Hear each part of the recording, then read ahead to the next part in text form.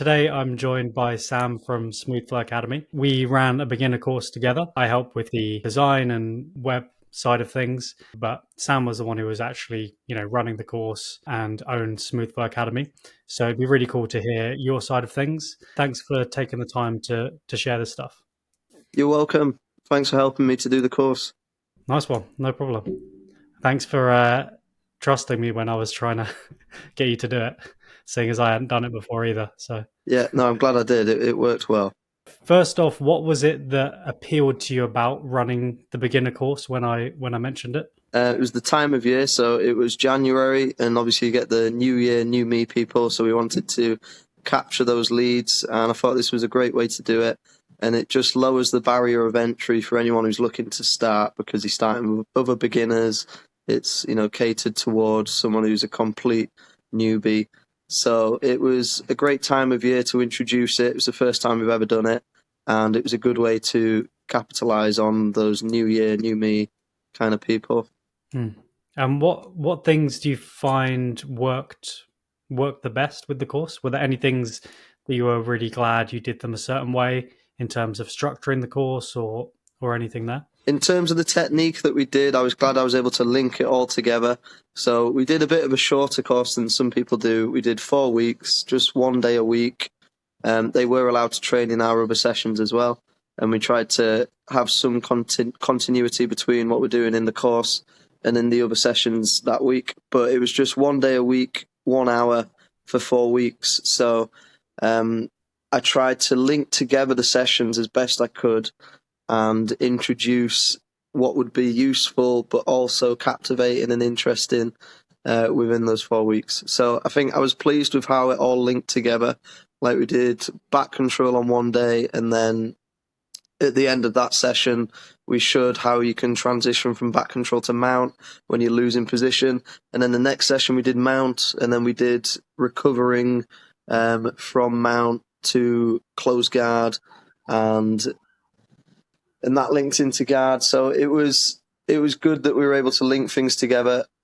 We did side control the 3rd week, so that there was a bit of a link between the mount and the side control, how you can transition between the two positions, and then the escape, getting back to close guard again, so more continuity. And then in the final week, we just wrapped it up with doing some guard. So we talked about how the escapes lead you into this position, and then what you want to be looking to do from here. And we just showed them a basic sweep where they land in mount, which is something we'd done before, and then we showed them an arm drag where we get up to the back control, which again is something we'd done before.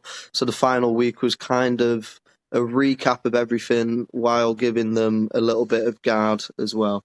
So I was pleased with how we were able to link the techniques together between the 4 weeks and have some continuity. And got good feedback on that as well from the people participating. Another thing I was really pleased with was just how kind of the atmosphere of the sessions went, and we had some blue belts coming in to help, and there was like a really good vibe. Everyone was in the room helping each other, and it felt like people enjoyed it, and they enjoyed meeting each other as well as doing the jiu-jitsu. And there was immediately a bit of a community there, and so that was really cool as well. Nice. Yeah, it worked out the timing because I think you were doing like an open mat just before, weren't you? So that's like a nice, I don't know if you planned that, but it seemed to work out well because it's like those higher belts are already there. It's not like you're asking them to like come in and help you out on like some other time, but it's like if they wanted to, they could kind of get involved. Yeah, that's it. It was at that time because that's the only time we could fit it on the timetable, and I'd not thought of that in advance, but it worked out really well. Like, as you say, they were already there, so they just stuck around for an extra hour. I just, quite flippantly said, we've got this beginner's course this afternoon. If any of you guys want to stick around and help, that'd be mint. And, I was so chuffed that so many of them wanted to. I think they enjoyed it as well. They enjoyed helping other people, get into this sport and art that they love as well. So hopefully they got something from it. And I've remembered who helped with it, and I'm going to pay them back with, a free seminar when we get one, because I was really, really appreciative. It did make it so much better, and it made the course so much more successful. Just easier for everyone to learn because there's more people helping them out. So yeah, it was a Yeah, big yeah, factor. yeah, yeah. I remember when I saw the post of that first beginner course and how many people there. I was like, I swear, I thought it went well, but we didn't sign up that many people. And then I realized that like a load of those people had come to help out as well. So that was nice. But yeah, it's really cool that they got involved and kind of that was one of the things before the course that I thought was definitely going to be important was like helping people to like integrate so they don't see the course as like this separate little thing and then they kind of go on with their life. How do you think that worked in terms of integrating people into part of the general community of smooth flow? Well, I think offering the other classes was a really good way to do it. So they could also come down to the regular classes during the week. So if they were brave enough to do that, that was good because it meant that they were mixing with the regular members and becoming more a part of the hub of the community. So that was really good.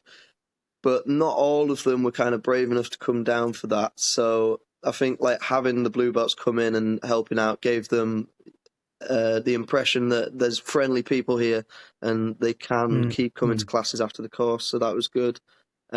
Just encouraging them as well and trying to be proactive in, giving them the next step after the course and stuff like that, which I could have done better and I will do better, I think, in the next one as well. Just mm, the communication after the course, I think, is very important, and I could have done a better job of that with mm. some of them. But yeah, I think a big factor was letting them come down to the regular classes, and then those who were able and willing to do that got a bit more in the community, and yeah, so that was a big part of it. How do you think next time you could get more people or improve that communication to maybe get more of those people who signed up for the course to become members? Just communicating a little bit more actively. I'm always concerned that I'm going to be bugging people and stuff like that, so Mm, I don't overly do it, but I should have done more.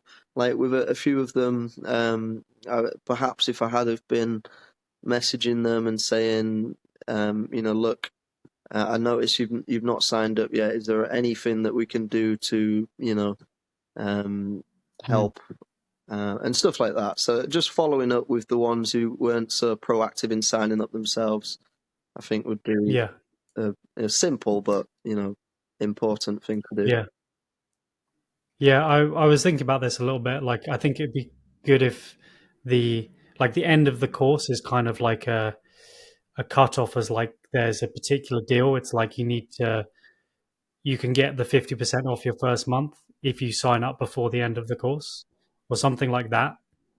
Yeah, no, that makes sense. It makes it more kind of an urgent thing that they've got to do. Yeah, that makes sense. Yeah, And the because I longer think they that's leave it, the less likely they are to sign up and stay committed. Like if they're straight on with yeah, signing up and coming down to the next class, then they are much more yeah, likely to stick with it long term. yeah, yeah. I mean, I know myself, even from just having an injury or getting ill, it's so easy to get into that. Like, I guess I can just have another session off and I'll smash it next week.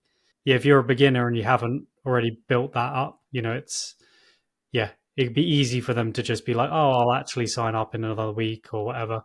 Well, we should have a bit of a brainstorm and try and because we're running another course at the moment, so it'd be good to think about how to like really make the most of that with this course. Yeah. Were there any particular like challenges that you faced besides getting people signed up? Um, not not teaching too much. So I had it planned, and what I was going to show was pre-planned. But there's always so much that you can talk about, and I Mm, think it's like a little bit of knowledge is a dangerous thing for some people. Like if you or too much knowledge is a dangerous thing. Whatever the saying is, if you're teaching mm, beginners, you don't want to teach them too much. Like you want to stick with what they need to know at that level, and yeah. it's not about impressing them with how much you know. It's just about putting across what is most important for them to know at that stage. And it would be very easy, like when we were doing the back control, to talk about 100 details which are relevant and which are good to know, but it's too much information for those people at that level. And like that extra bit of knowledge could almost hinder them. Like they're better off just being able to focus on the most important things for them to learn at that point and no more. So I think one challenge for me was, and I have this challenge in my teaching in general sometimes, is not saying too much and not teaching too much, and actually just trying to refine it to, you know, what they need to know.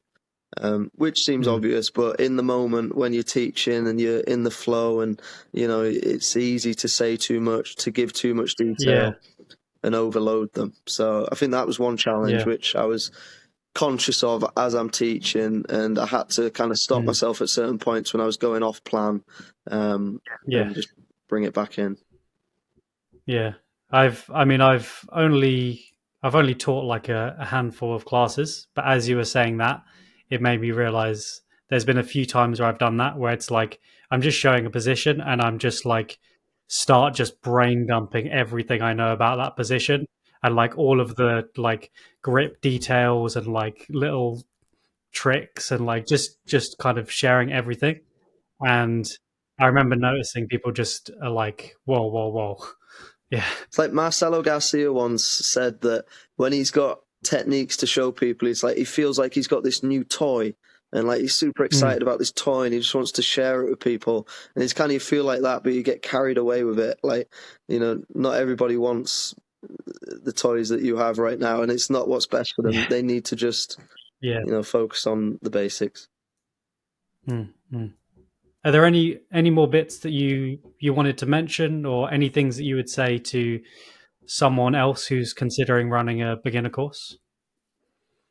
Just focus on making it like really welcoming, friendly, but at the same time true to what it is. So, you know, don't make it out to be something it isn't. You know, jiu-jitsu can be gnarly. You're going to get injured, and it's a combat sport. So obviously we're not wrapping people in cotton wool, but at the same time, make sure that, because I think a big part of what is going to keep someone in your gym after a course like this is just the atmosphere that they feel when they're there, and like how much support they feel they're getting, whether or not they fit in with the culture at the gym. So just whatever, you know, your kind of culture is, whatever you're trying to push, just like that's as important as the techniques that you're showing them. It's a beginner's course and it's about giving them an introduction to the technique.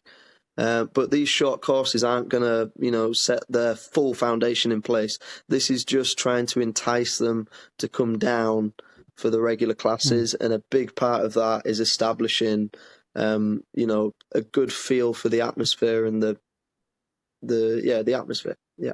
Just setting a good vibe for those beginners so that they want to come back. Awesome. Yeah, thanks a lot for sharing this, man. It's been interesting to hear your side properly in depth, and I'm sure this is a sort of thing that if you'd heard this before we ran it would have been helpful for you. So hopefully it can help someone else. And yeah, I'm excited about the beginner courses. I think it's a really good way for new students to start, and sometimes especially like those people who may have been like, I don't know, following your page and been like, oh, I'll start at some point and keep putting it off.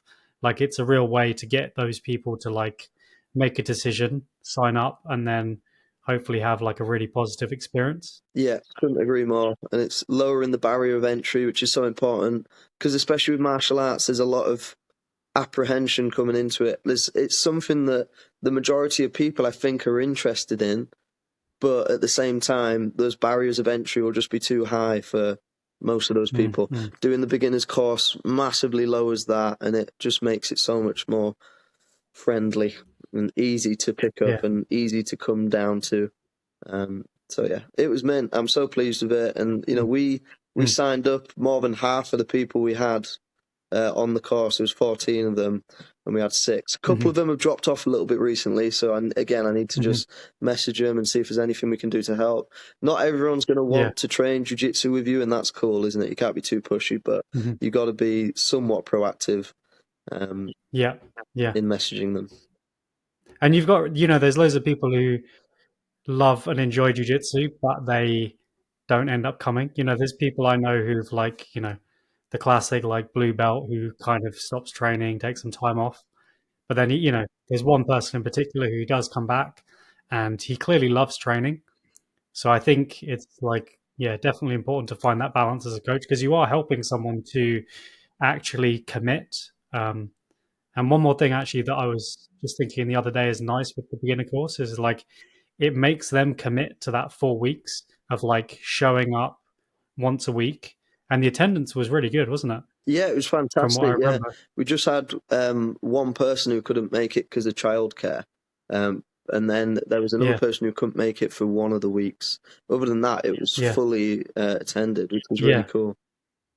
That's insane especially when you consider how flaky like free trials can be of someone saying like, "Oh yeah, I'll come in, I'll do it next week or whatever." Because that's the benefit of Um, them actually putting some money down for the course. yeah, They're already committed. yeah, yeah, exactly. Awesome. Well, thanks a lot for this, man. Thanks for sharing what you've learned. No problem. Thank you for suggesting the course in the first place and for all your help with it. It was fantastic.